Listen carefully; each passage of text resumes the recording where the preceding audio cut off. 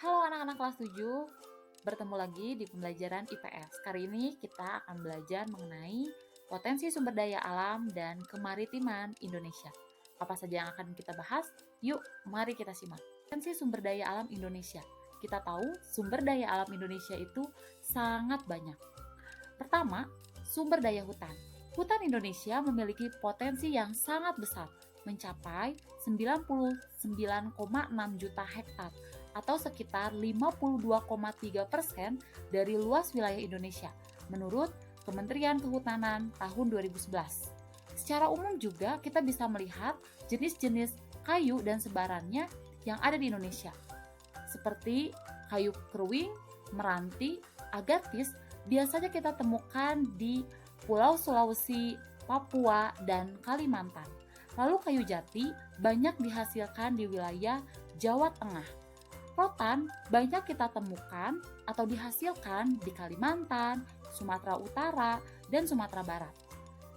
Kayu cendana banyak dihasilkan di Nusa Tenggara Timur. Dan yang terakhir, kayu rasa mala dan akasia.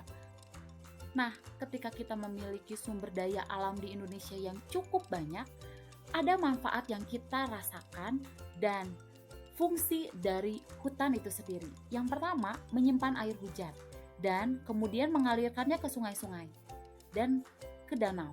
Sehingga pada musim kemarau tidak mengalami yang namanya kekeringan.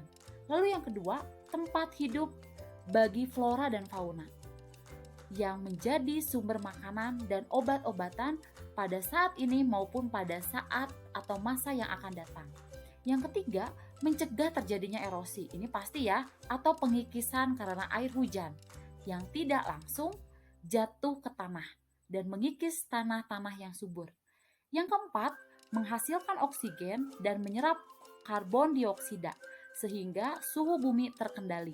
Dan yang terakhir, kelima, sumber kehidupan bagi masyarakat, khususnya masyarakat sekitar hutan, dari produk yang dihasilkan.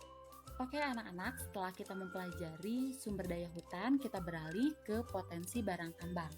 Yang pertama ada minyak bumi, yang kedua batu bara, yang ketiga bauksit, yang keempat pasir besi, dan yang kelima emas. Minyak bumi sering kita jumpai di pulau-pulau besar, seperti Sumatera, Jawa, Kalimantan, Maluku, dan Papua. Ya, kemudian yang kedua ada batu bara, sering kita jumpai juga di Kalimantan dan Sumatera, terutama di Kalimantan ya, terkenal dengan batu baranya. Lalu yang ketiga, bauksit. Apa sih itu bauksit? Bauksit ini merupakan sumber biji utama untuk menghasilkan aluminium.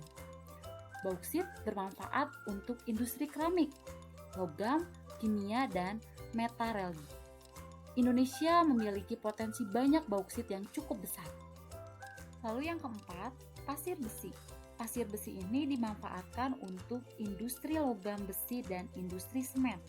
Jadi aktivitas penambangan pasir besi ini dapat kita temukan di Cilacap, Jawa Tengah, atau di wilayah Sumatera, Yogyakarta, atau juga bisa kita temukan di Gunung Tegak yang ada di Lampung. Dan yang terakhir, emas. Kita tahu ya, emas itu umumnya dimanfaatkan untuk perhiasan. Nah, jadi ada tambang emas nih terbesar di Indonesia.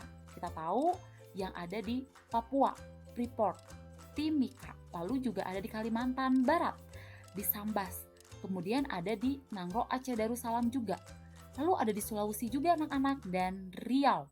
Nah, itulah merupakan wilayah yang memiliki produksi emas terbanyak dan terbesar di Indonesia, terutama Freeport yang kita kenal.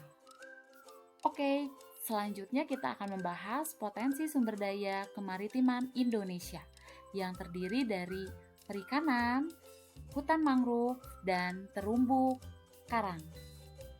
Yang pertama, perikanan. Laut Indonesia memiliki angka potensi lestari yang besar, kurang lebih 6,4 juta ton per tahun. Potensi lestari ini merupakan potensi penangkapan ikan yang masih memungkinkan bagi ikan untuk melakukan regenerasi hingga jumlah ikan yang ditangkap tidak mengurangi populasi ikan. Lalu di kawasan Indonesia bagian timur banyak ditemukan ikan pelagis besar seperti cakalang dan tuna. Kalau kita lihat di pantai utara Pulau Jawa, banyak masyarakat yang mengembangkan usaha budidaya ikan untuk atau dengan menggunakan tambak. Jenis ikan yang dikembangbiakan di sana atau di Pulau Jawa seperti bandeng dan udang.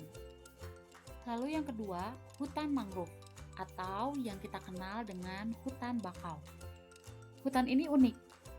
Tipe hutannya berada di daerah pasang surut air laut. Saat air pasang, hutan mangrove digenangi oleh air laut. Sedangkan pada saat air surut, hutan mangrove bebas dari genangan air laut. Ada dua fungsi dari hutan mangrove sebagai potensi sumber daya laut di Indonesia, yaitu fungsi ekologis dan ekonomis. Laut terbesar hutan mangrove berada di Pulau Papua yang mencapai 3, juta ha. Berikut juga ada di Sumatera, Kalimantan, Sulawesi, bahkan di Pulau Jawa. Dan yang terakhir, terumbu karang. Terumbu karang merupakan batuan sedimen kapur yang berada di laut, yang terbentuk dari kapur yang sebagian besarnya dihasilkan dari koral atau binatang yang menghasilkan kapur untuk kerangka tubuhnya. Terumbu karang ini akan dapat tumbuh dengan baik pada suhu di perairan laut antara 21 sampai 29 derajat Celcius. Luas terumbu karang di Indonesia mencapai 284,3 ribu kilometer atau setara dengan 18% dari terumbu karang yang ada di seluruh dunia. Jadi cukup besar ya.